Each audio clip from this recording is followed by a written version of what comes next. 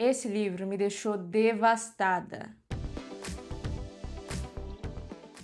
Hey galera, tudo bem com vocês? Hoje nós vamos falar dele, o mais novo livro da saga de Jogos Vorazes, Amanhecer na Colheita. Existe aqui uma polêmica entre os fãs, porque eu vi que muita gente amou o livro, mas muita gente não gostou, dizendo que é apenas aqui um fanservice da Suzanne Collins. E eu vou contar tudo pra vocês do que eu achei do livro, tentando dar o mínimo de spoiler possível. Se você tá caindo aqui no canal de paraquedas, muito prazer. Meu nome é Mariana Ferreira, falo sobre livros aqui no meu canal do YouTube e sou escritora do livro O Que Não Desejar de Natal, que é um romance natalino que você consegue ler em qualquer época do ano, eu prometo. Vou deixar o link aqui na descrição do meu site para você conseguir conhecer um pouco mais sobre o livro, e lá você consegue adquirir tanto a versão física quanto a versão em e-book disponível na Amazon. Vai estar tudo por lá, então não deixa de conferir o site, tá bom? Tenho certeza que vocês vão gostar do livro. Mas enfim, sem mudar tanto o foco do vídeo, se você gosta do universo de Jogos Vorazes, já deixa seu like, se inscreve no canal também para não perder nenhum vídeo.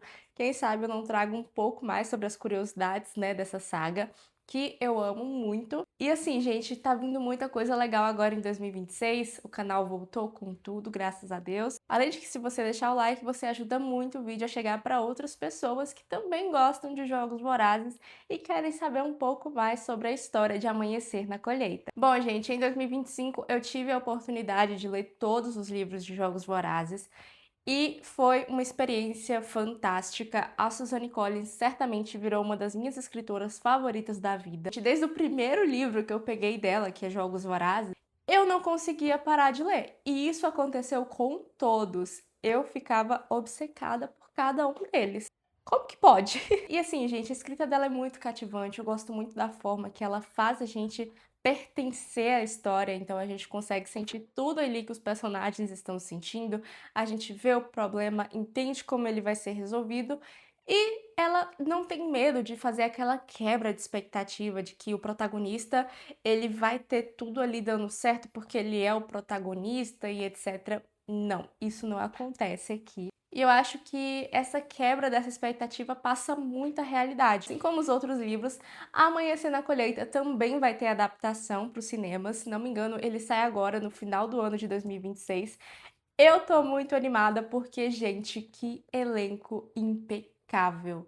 Eu tô apaixonada por todos eles, sério. Eu fiquei muito feliz em ver a escalação de vários atores e como eles se parecem com a galera lá da trilogia. Nossa, que escolha certeira. Eu já amei, hein? Voltando a falar sobre o livro, ele é dividido em 3 partes, e durante essas 3 partes a gente vai ter a história do Haymitch sendo contada, como foram os jogos da edição que ele participou, que é a 50ª edição, que foi um massacre quaternário, e nessa edição específica, gente, ao invés de 2 tributos serem escolhidos em cada distrito, foram escolhidos 4 tributos, então seriam 2 meninas e 2 meninos. Porque o massacre quaternário ali é um aniversário, digamos assim, dos Jogos Vorazes. Sim, gente, embora muitas pessoas não terem gostado de Amanhecer na Colheita, sob o argumento de que é um livro que a gente já conhece a maioria dos personagens, aqui eu tenho que discordar no seguinte sentido.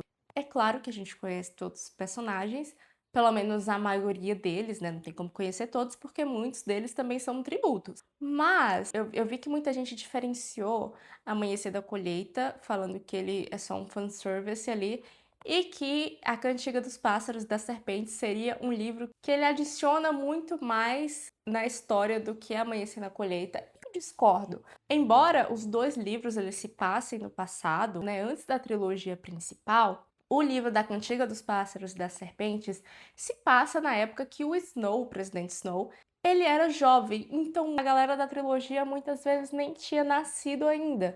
Então não fazia sentido de fato eles aparecerem. E é óbvio que acrescenta muito a história do Snow para os Jogos Vorazes, eu acho que é um livro fenomenal também. Ela não humaniza o Snow de forma alguma, a gente percebe que ele sempre foi um cretino. Diferente aqui de Amanhecer da Colheita, ele não se passa muitos anos antes da trilogia principal, como acontece em A Cantiga dos Pássaros e das Serpentes. Então, aqui a gente vê vários dos personagens que a gente já conhece, só que eles estão jovens. Que é normal de acontecer, né, gente? Porque se tá contando uma história no passado, é óbvio que muita gente aqui que a gente já conhece vai aparecer jovem. Vários exemplos aqui, né? Principalmente o Haymitch, quando ele era jovem, a gente entende os motivos dele, o porquê que ele é da forma que é na trilogia, porquê que ele bebe muito. Nesse livro a gente tem a resposta de tudo, porquê que ele é dessa forma, mas a gente também conhece o Plura, também temos a Mags e vários outros personagens que são importantes para a revolução no final da trilogia. Outra coisa também que é muito importante mencionar é que esse livro ele é super importante também para a gente ter um senso de idealizar quando que essa revolução começou. E a Suzanne Collins, ela traz de maneira brilhante, como ela traz nos outros livros também, que os Jogos Vorazes não se trata dos jogos, e sim da revolução que os distritos estão tentando fazer contra a capital e que só vão conseguir no final da trilogia lá no futuro. E eu achei genial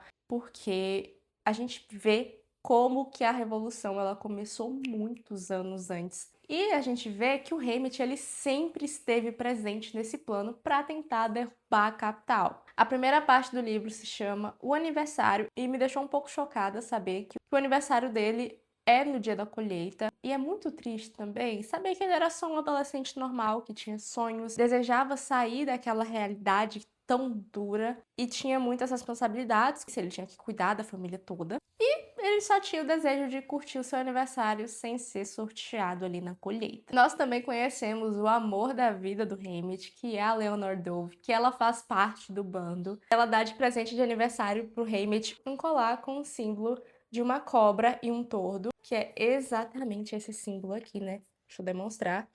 E essa parte aqui, gente, é um acendedor. Ajudaria muito ele na hora de acender o fogo sem precisar ter muita dificuldade. E assim, gente, eu amo o fato de que ela é do bando. É uma conexão genial com a Cantiga dos Pássaros e das Serpentes. Ela fica numa campina, assim como a Lucy Gray também. E falando na Lucy Gray, eu preciso dizer que eu acho incrível todas as menções que teve dela. Um exemplo de menção que acontecia era que a galera sabia que tinha ali uma vencedora do Distrito 12, mas ninguém sabia quem era, o que aconteceu com ela.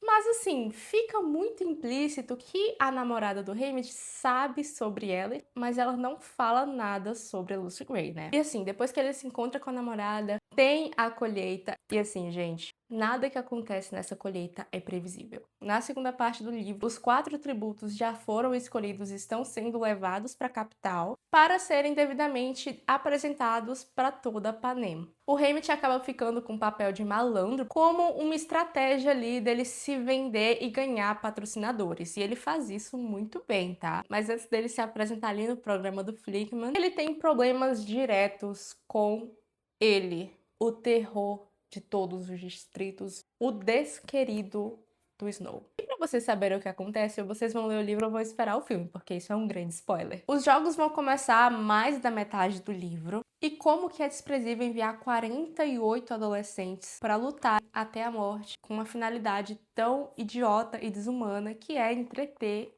o povo da capital. O Haymitch ele vai para os jogos com a missão de tentar quebrar a arena e assim tentar acabar com os Jogos Vorazes de alguma forma, de que a 50ª edição fosse a última. E assim, durante o livro fica muito claro para mim quão forte e inteligente o Haymitch é. E como vocês podem imaginar, essa arena ela é literalmente letal. Quem já viu o trailer vê que é uma arena muito bonita. Enquanto eu tava lendo essa parte dos jogos, gente, eu acabava perdendo o fôlego em alguns momentos, porque eu não sabia o que esperar. Para mim, sempre teria ali uma outra armadilha dentro dessa arena que ia me pegar muito desprevenida. Isso acontecia sempre mesmo. A gente se apega aos personagens, fica uma tensão muito grande, né? Porque a gente não sabe o que vai acontecer ali, qual que vai ser a próxima coisa letal que vai acontecer na arena. E isso é muito triste porque a gente se apega a vários personagens que são tributos da edição. E a gente sabe que apenas uma pessoa pode vencer os Jogos Vorazes. Essa parte, ela é muito complicada. Já na última parte do livro, nós temos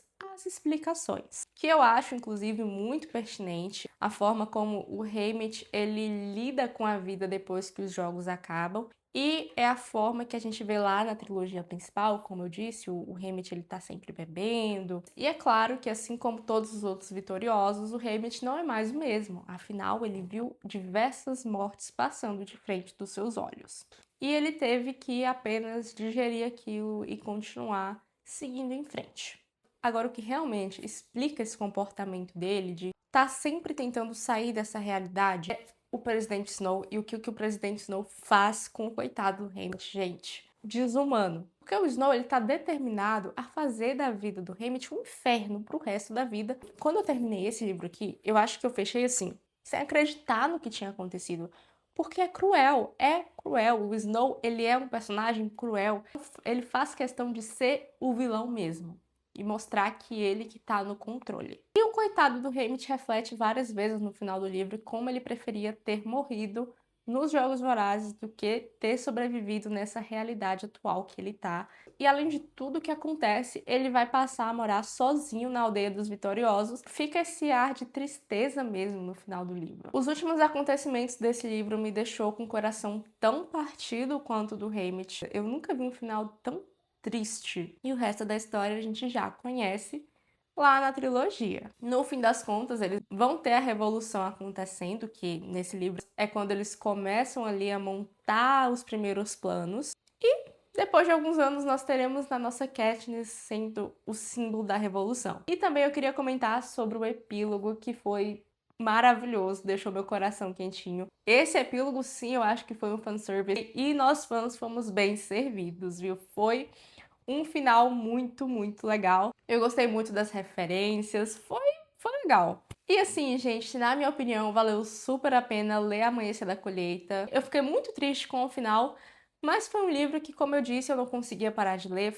Foi uma experiência divertida e sofrida e eu recomendo muito a leitura para vocês. Bom, gente, nessa análise eu tentei dar o mínimo de spoiler possível. Eu acho que sim, vale muito a pena ler, é uma história muito fluida e imersiva. A Suzanne faz isso com muita maestria, como eu disse.